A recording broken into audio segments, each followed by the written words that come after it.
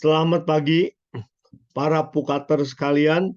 Saya Dominikus Agus Gunawan, kembali dengan renungan bagi para pukaters yang kali ini saya ambilkan tema continuous improvement. Continuous improvement ini sebenarnya salah satu prinsip dari manajemen mutu, yaitu TQM, Total Quality Management. Dalam konsep TQM, mutu itu merupakan tanggung jawab semua pihak dari level bawah sampai level atas, dari bagian pembelian sampai bagian pengiriman. Jadi, mutu itu merupakan tanggung jawab semua orang. Bagaimana dengan mutu kehidupan kita sebagai manusia? Nah, mutu kehidupan kita juga tentu saja ditentukan sejak kita lahir, tumbuh menjadi anak-anak, dewasa, dan sampai kita meninggal. Siapa yang menentukan kualitas kehidupan kita? Tentu saja Tuhan. Tuhan yang akan menilai apakah kehidupanmu ini sudah berkualitas atau tidak. Berguna buat orang lain atau hanya penuh egoisme saja. Nah, karena itu para pukaters, marilah kita menjadi orang Katolik yang berguna bagi masyarakat, bagi negara, bagi agama, dan tentu saja bagi Tuhan yang Maha Kuasa. Kualitas kehidupan kita itu juga ditentukan dari awal sampai akhir. Siapa yang paling menentukan? Tentu saja adalah diri kita sendiri. Apa yang telah saya perbuat, apa yang telah saya lakukan dari kecil sampai saatnya saya meninggal. Konsep continuous improvement itu menunjukkan bahwa kita harus terus bertumbuh. Prinsipnya adalah saya hari ini harus lebih baik dari saya masa lalu. Saya hari esok harus lebih baik daripada saya sekarang. Itulah continuous improvement. Saya terus perlu meningkat kualitas kehidupan kita di mata Tuhan. Tentu saja itu yang kita harapkan. Dalam prinsip TQM, kalau saya hari ini lebih baik dari kemarin, itu saya mendapatkan suatu keuntungan, saya mendapatkan suatu pahala. Tetapi kalau kehidupan saya dari masa lalu sampai sekarang biasa-biasa saja, tidak memberikan manfaat buat orang lain ataupun buat Tuhan, maka itu merupakan suatu kerugian. Apalagi bila kehidupan kita dulu memberi manfaat 9, sekarang manfaatnya menurun menjadi 3.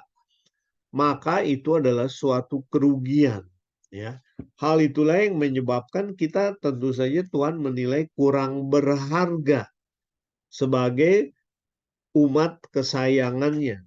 Nah, karena itu para pukater, marilah kita lihat bagaimana membuat nilai kehidupan kita, kualitas kehidupan kita menjadi semakin baik. Sesuai dengan prinsip continuous improvement, hal yang sama juga perlu kita lakukan dalam kehidupan rohani kita. Saya setiap hari harus bertumbuh kehidupan rohaninya semakin baik, dan semakin lebih baik. Sehingga saatnya saya dipanggil Tuhan, saya sudah siap. Dan kita tentu saja akan diberikan tempat yang layak, yaitu surga bersama Bapa. Tapi kalau tidak, kualitas kehidupan kita malahan makin menurun, tentu saja bukan masuk surga, tapi kita masuk ke dalam neraka, ya, di mana kita akan menderita.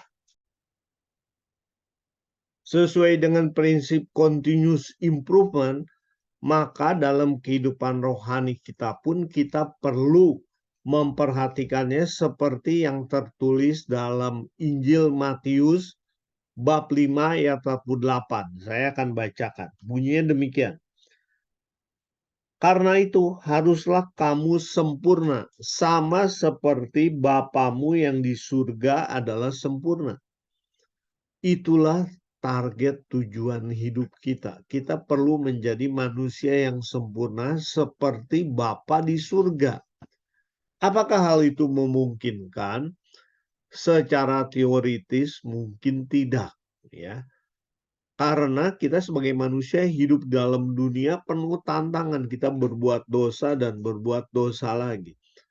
Tetapi ingat, bagi Allah tidak ada yang mustahil. Karena itu marilah kita menjadi sempurna. Sama seperti Bapa di surga adalah sempurna.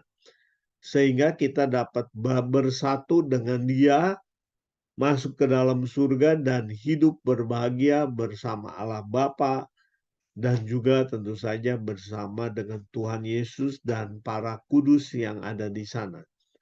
Apakah Anda siap masuk surga? Puji Tuhan, ya.